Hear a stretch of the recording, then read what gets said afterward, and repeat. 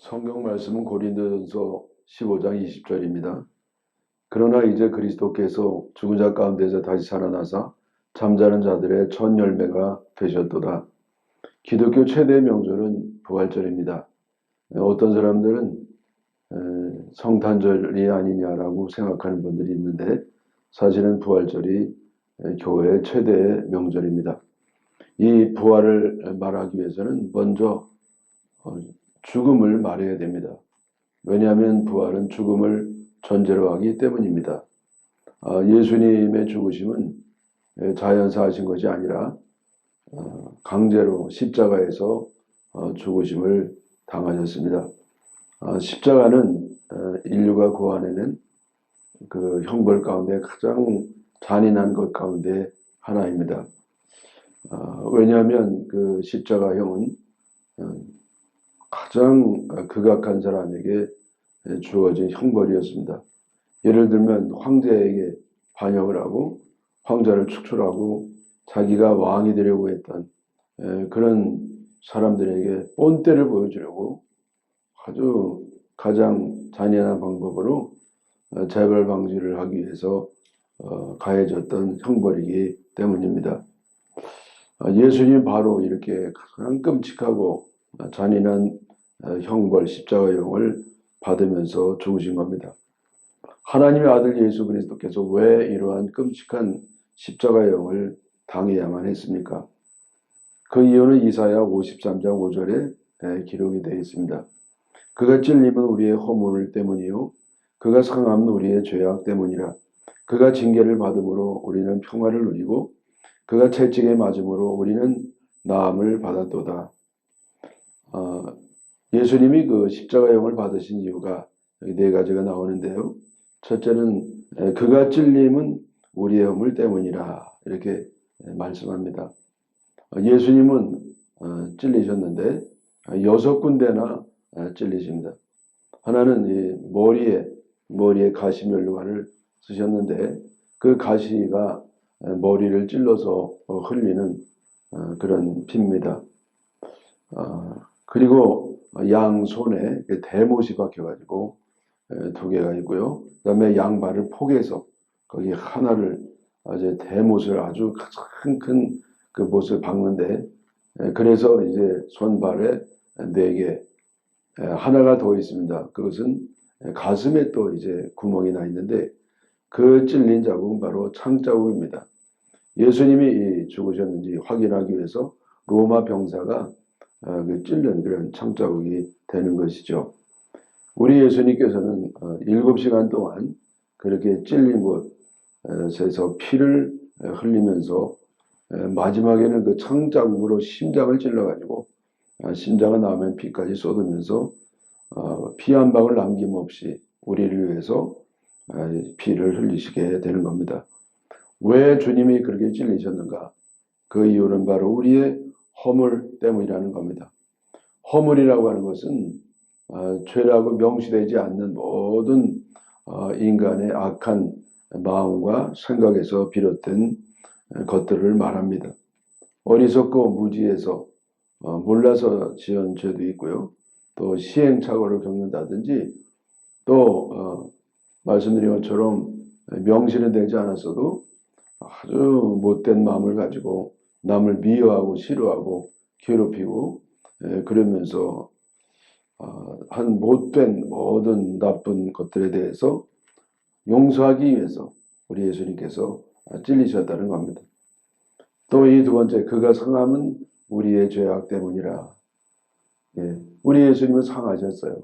예수님 찔린 곳마다 시간이 지나면서 점점 상하게 되는 겁니다. 특별히 그 양쪽 손에 그리고 발에 매달려 있는 가운데 점점 몸이 아래로 쏠리면서 그 상처가 점점 찢어지게 되는 겁니다. 그래서 찢어지고 상해지고 거기에 결국 염증이 생기고 괴사가 생기고 살이 썩어 들어가면서 참을 수 없는 그런 고통의 지경이 되는 겁니다. 왜 그런 참을 수 없는 고통을 당하셨는가?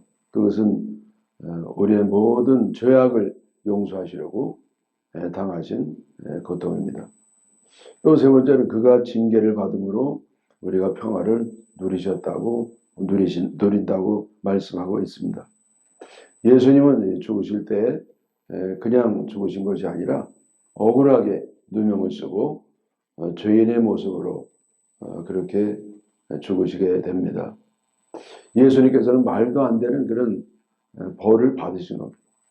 영모죄라고 하는, 자기가 왕이 되고 기존의 왕을 내쫓으려고 했다고 하는 그런 혐의를 뒤집어쓰고 결국 끔찍한 형벌을 받게 됩니다. 왜 주님이 그렇게 억울한 누명을 쓰면서 형벌을 받으십니까? 그것은 우리에게 평화를 주시기 위해서 그렇게 징계를 받았다고 기록되어 있습니다. 우리들에게는 많은 정신적인 고통이 있습니다. 씻을 수 없는 상처가 있고요. 또 가슴 아픈 사연이 있습니다. 또 잊을 수 없는 그런 트라우마도 있습니다. 그래서 이런 모든 정신적인 고통으로부터 우리에게 자유를 주시기 위해서 주님은 징계를 받았다는 겁니다. 네 번째는 그가 채찍에 맞음으로 우리가 나음을 받았다 그랬습니다. 예수님께서는 십자가에 달리기 전에 채찍을 맞으십니다. 그 채찍 끝에는 쇠 조각이 달려 있어서 한번 채찍을 휘두르고 잡아다니면 그 쇠가 붙어있던 곳마다 살점이 찢어지면서 거기서도 역시 피가 났다고 하는 겁니다. 왜 주님은 이런 끔찍한 일을 당하십니까? 그것은 우리가 당하는 모든 육체적 질병, 그 질병을 치료하시기 위해서 이런 일을 당하시게 됐다는 겁니다. 왜 예수님은요 이런 고난을 당하신가? 주님은 하등 그런 일을 당할 이유가 없는데, 그런 일을 당한 이유는 바로 우리를 구원하기 위해서, 고통당하는 우리, 참 괴로워하는 우리, 상처받은 우리, 억울한 우리를 구원하기 위해서 그 십자가에서 모진 고난을 다 당하게 되는 겁니다. 원래 주님이 당하신 그 고난은 우리가 당했어야 되는 겁니다. 그러나 우리 주님께서는 우리 예수님 그 아들에게 그 모든 형벌을 대신 지으시게 됩니다. 이사야 53장 6절에 우리는 다 양 같아서 그릇 행하여 각기 제 길로 갔거늘 여호와께서는 우리 모두의 죄악을 그에게 담당시키셨도다. 우리는 양 같아서, 우리는 양을 순하고 착한 짐승으로만 알고 있는데 원래 굉장히 못됐다는 겁니다. 그래서 제 갓길, 주님이 원하는 길로 가지 아니하고 목자가 원하는 길로 가지 아니하고 제 길로 가는 것처럼 주님의 뜻대로 살지 아니하고 자기 하고 싶은 대로 멋대로 죄악의 길로 갔습니다. 그러면 그 사람이 고통받고 죽어야 되는데 하나님은 우리를 너무 사랑하셔서 우리의 모든 죄악을 그에게, 예수님에게 담당시켰다. 그 죄를 다 예수님께 또 넘기셨다는 겁니다. 사람은 은혜로 사는 겁니다. 은혜로 산다는 것은 다른 말로 얘기하면 덕분에 산다는 겁니다. 내가 어떻게 해서든지 살아가는 게 아니라 우리는 남의 덕분으로 사는 겁니다. 내가 편하다는 것은 누군가 나 때문에 괴로움을 당했다는 것이고요. 내가 살아있다는 것은 누군가 나 때문에 죽었다는 겁니다. 내가 자유를 얻었다고 하는 것은 누군가 나 때문에 속박을 당했다는 것이고, 내가 이렇게 건강하다는 것은 누가 나 때문에 병들었다고 하는 겁니다. 그 누가 누굽니까? 여러분이 있겠지만은 예수님이 바로 그분입니다. 예수님이 우리를 대신해서 모든 고난과 괴로움과 죽음을 죽으셨기 때문에 우리는 이런 자유를 얻고 살아가게 되는 줄 믿습니다. 삶은 고통의 연속입니다. 고난당하지 않는 사람은 아무도 없습니다. 우리 믿는 사람이라고 해서 예외가 없습니다. 밤이 모든 사람에게 찾아오는 것과 마찬가지로 우리 사람이 살아가는 데에도 밤과 같은 어둠이 찾아옵니다. 그런데 이 사람이 겪는 고통은 대개 둘 중에 하나입니다. 하나는 징계고 또 하나는 연단입니다. 징계는 잘못 때문에 당하는 하나님의 벌입니다. 이 징계의 목적은 회복에 있습니다. 또 두 번째는 연단입니다. 연단은 잘못이 없어도 당하는 고통입니다. 이 연단의 목적이 뭐냐? 강화에 있는 것입니다. 그런데 이 두 가지 외에도 또 다른 제3의 고통이 있는데 그것은 대속적인 고통입니다. 대속. 그 대속적 고통은 뭐냐면은 내가 잘못이 없지만은 또 연단의 목적도 없지만은 남을 구원하기 위해서 내가 당하는 고통이 있습니다. 주님은 그 고통을 당하신 겁니다. 예수님의 고통당함으로 우리가 고통으로부터 자유를 얻게 되고 예수님이 형벌을 받으심으로 우리가 형벌로부터 자유를 얻게 되고 주님이 죽으셨기 때문에 우리는 죽음으로도 자유를 얻고 생명을 얻게 되는 겁니다. 우리들에게도 예수님과 비슷한 고난이 있기는 합니다. 그것은 바로 십자가를 지는 겁니다. 십자가는 예수님에게만 있지 않습니다. 내게도 십자가가 있습니다. 물론 예수님처럼 그 어마어마한 십자가는 아니지만은 나에게도 십자가가 있습니다. 내가 십자가를 졌다고 해서 다시 말하면 남의 잘못 때문에 내가 고난을 당한다 하더라도 남을 구원할 수는 없습니다. 왜냐하면 우리는 죄가 있기 때문입니다. 내 죄가 있어서 나는 남을 구원할 수가 없어요. 그러나 적어도 남들을 구원의 길로 인도할 수는 있습니다. 그를 예수님의 구원의 길로 인도할 수가 있는 겁니다. 제가 외관이라고 하는 읍단위 지역에서 목회를 한 적이 있습니다. 거기에 그 마을에서 두 번째 걷던 교회가 있는데 여름에 청년부에서 수련회를 갔다가 그만 청년 하나가 죽습니다.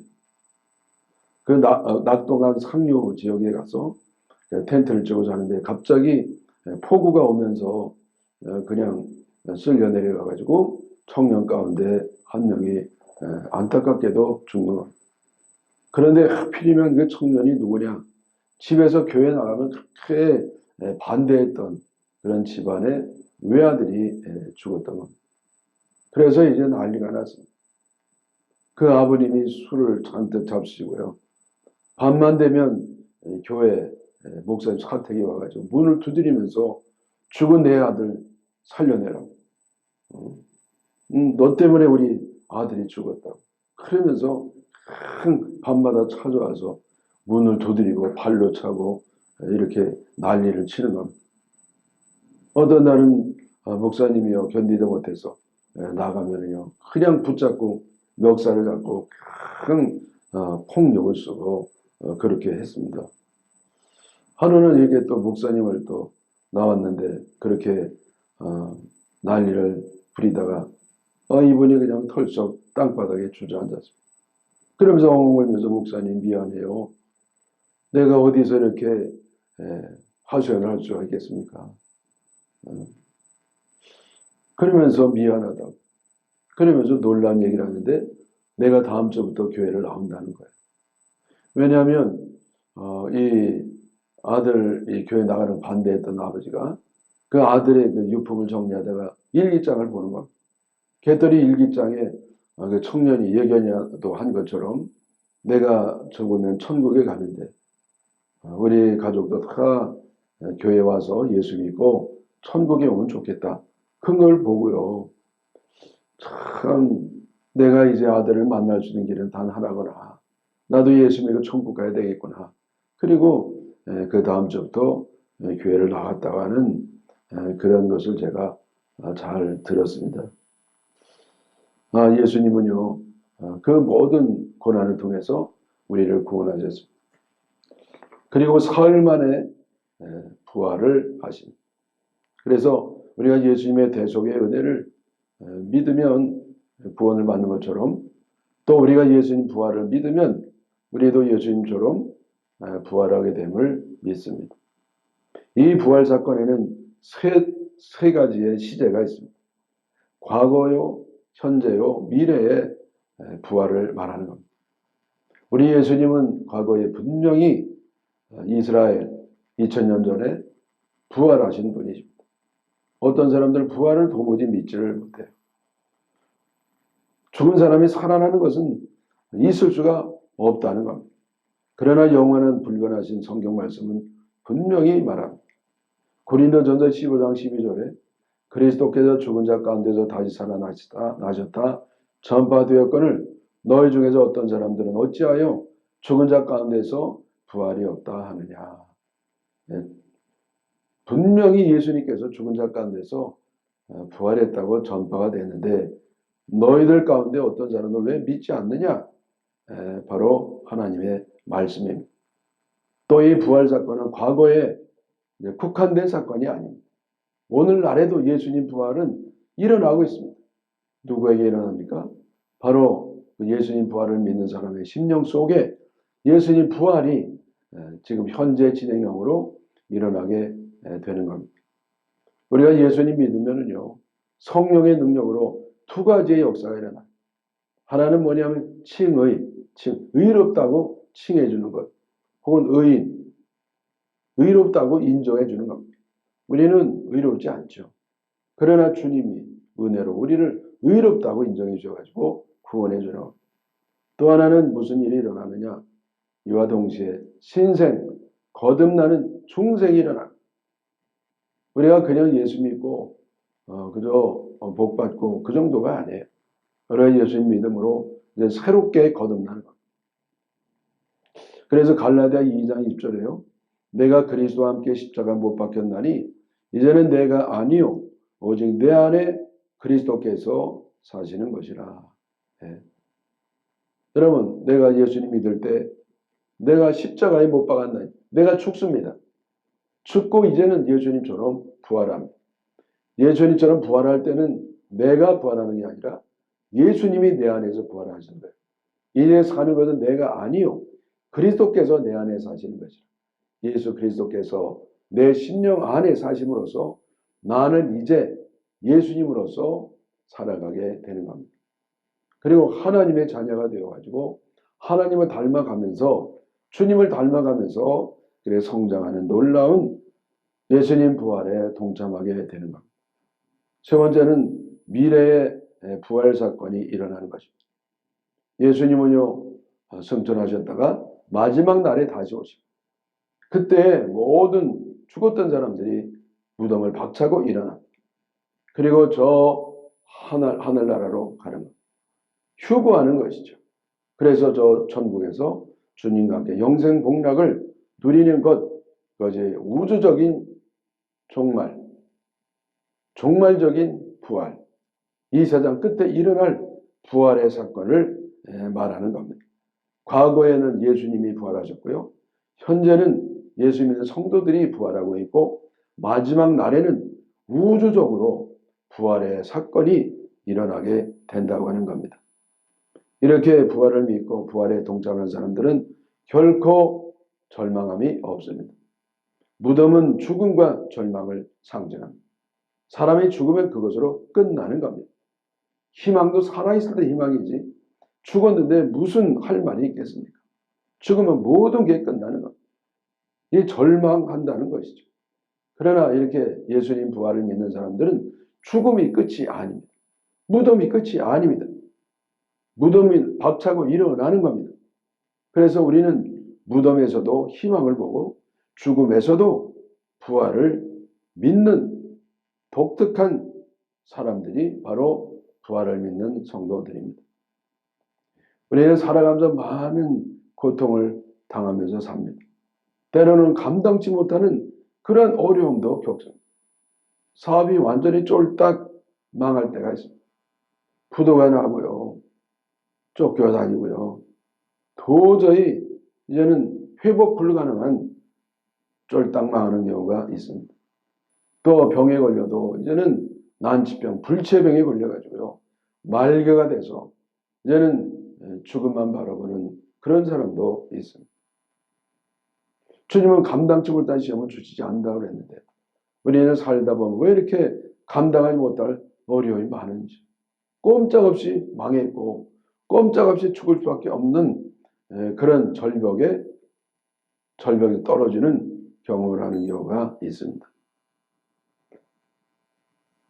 완전히 끝났다고, 믿어도 소용이 없다고, 하나님은 나를 버리셨다고 그렇게 신음할 때가 있습니다. 그러나 그게 끝이 아닙니다. 우리 끝은 뭐냐? 부활이 끝이에요. 망하는 게 끝이 아니에요. 흥하는 게 끝입니다. 죽는 게 끝이 아니라 영생이 끝인 것입니다. 죽음이 끝이 아니에요. 왜? 예수님 부활하셨고 나도 그 부활에 동참하기 때문입니다. 고린도전서 15장 12절에 그리스도께서 죽은 자 가운데서 다시 살아나셨다. 그거 아니고요. 고린도서 15장 20절에 그러나 이제 그리스도께서 죽은 자 가운데서 다시 살아나사 잠자는 자들의 첫 열매가 되셨도다. 잠자는 자들의 첫 열매가 되셨도다. 여러분, 예수님은 첫 열매예요. 첫 열매는 둘째, 셋째, 넷째, 다섯째 그래가지고 이어지는 열매가 있다는 겁니다. 예수님이 부활하셨고요. 우리가 예수님 부활을 믿으면 우리도 예수님처럼 부활하게 되는 겁니다. 여러분, 쫄딱 망했습니까? 모든 게 끝났습니까? 그게 끝이 아닙니다. 부활이 끝인 것입니다.